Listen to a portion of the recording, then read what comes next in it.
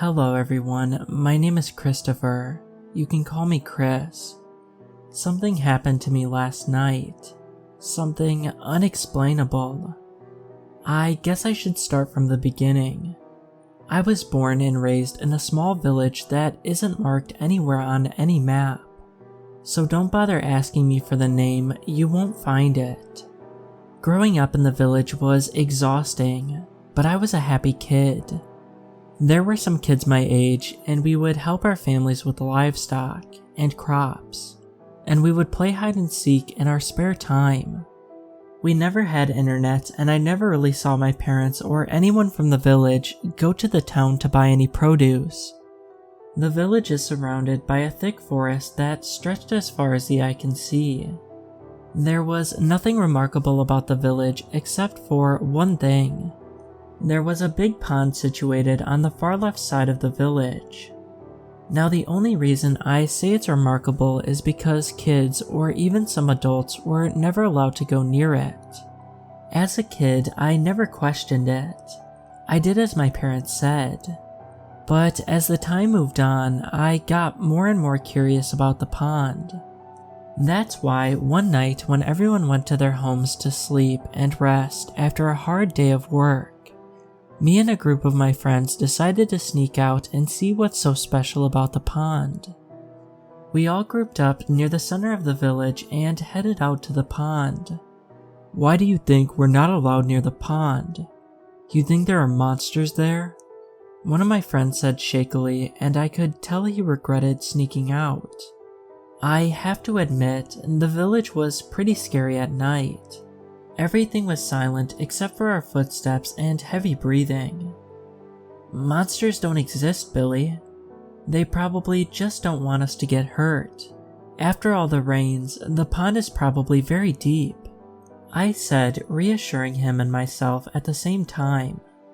We continued walking, and soon after, we were there. The water in the pond glistening under the moonlight like hundreds of fairies dancing. So, what do we do now? I said, feeling dumb that we hadn't even talked about what we were going to do when we got there. Maybe we just sit near the water and talk for a bit under the moonlight. It looks beautiful, Veronica said, and she was right. It was beautiful. Veronica was my crush ever since we were kids, so I jumped at the opportunity to spend more time with her. I agree, we should do just that, I said and took a seat next to Veronica, who was already sitting down. The rest of our friends joined us and we sat there for 10 minutes until we heard a sound coming from behind us, and all of us snapped our heads back in unison.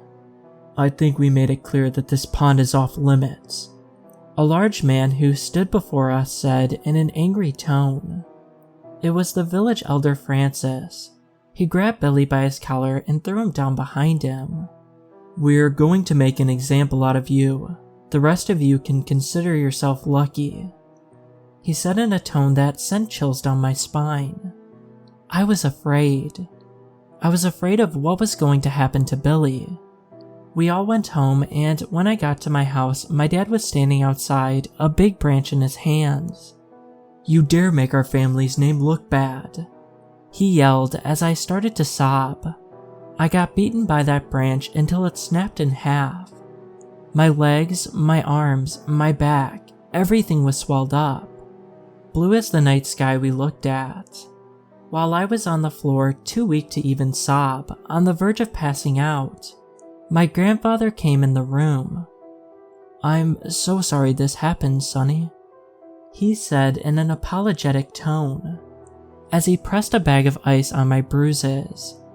He took care of me for the rest of the night, always checking if I had a fever and giving me plenty of water to keep me hydrated.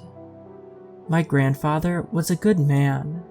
He was strict but always caring, and he never resorted to violence if he didn't have to. A polar opposite of my dad, who I assumed felt enjoyment by beating me half to death, judging by the huge grin on his face while he was doing it. The next day, I was too weak to even work, so I was in my room most of the day. only getting up to eat, drink, and go to the bathroom. As I was ready to take my third nap of the day, I heard something coming from outside. It was a voice, but it was hard to hear, so I opened my window to hear better. So I call on everyone over the age of 20 to come and witness what happens when you refuse to follow the rules that we followed for centuries before. I heard Francis say as my mind connected the pieces together. Oh no, what was going to happen to Billy? I said in a weak whisper as I tried to get up. I got up as every bone and every part of my body hurt from the relentless beating I took the night before. As I got to the door and tried to open it, I realized it was locked. Everything was locked. No, no, no, come on, I yelled as I tried to open the door. It was of no use. I wasn't getting out until someone unlocked it. I lay back in my room, but this time I couldn't sleep. The thought of Billy getting a beating or even worse kept me up.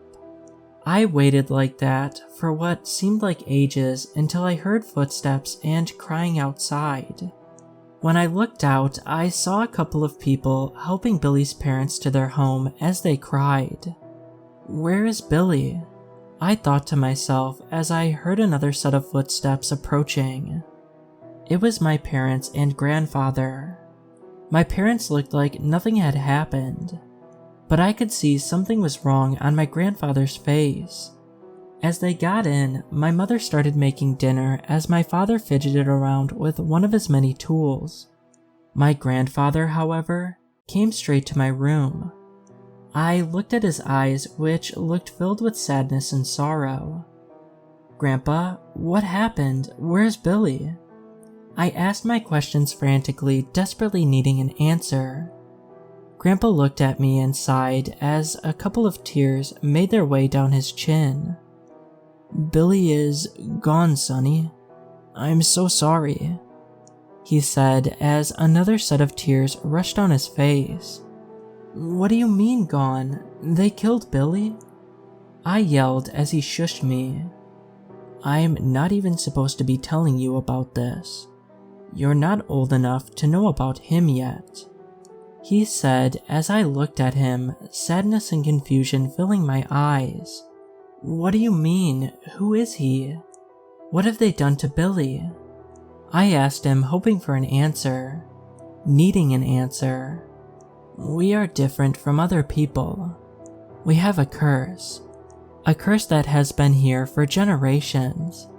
We need to follow the rules or else we may not be the only ones to be affected by it, he said in a defeated voice filled with sadness.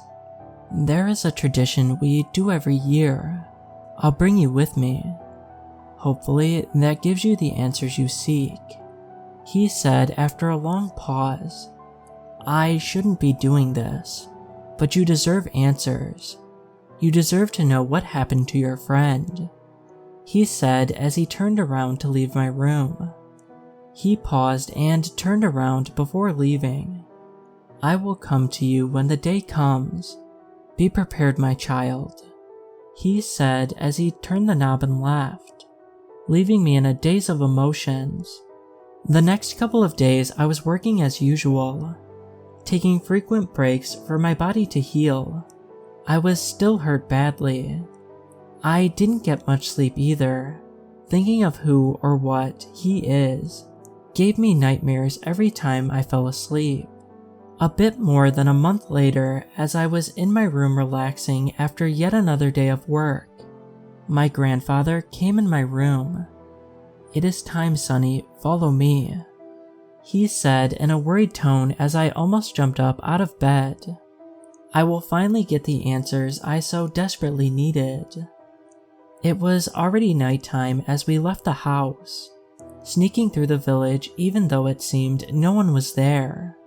As we neared the pond, I could see the whole village standing in a semicircle and saying some words I couldn't understand. As they chanted, something started emerging from the bottom of the pond. It was a huge dark figure, and as it rose to tower over us, A big yellow eye almost the size of its whole face opened up. As we were transfixed on the events, we didn't hear my dad coming up behind us, and he managed to grab me by my neck and throw me down behind him. "You stupid old man, both of you will pay for this," he yelled as everyone looked at us, including the huge yellow eye. As my dad and grandfather brawled, I saw all of the villagers rushing towards us.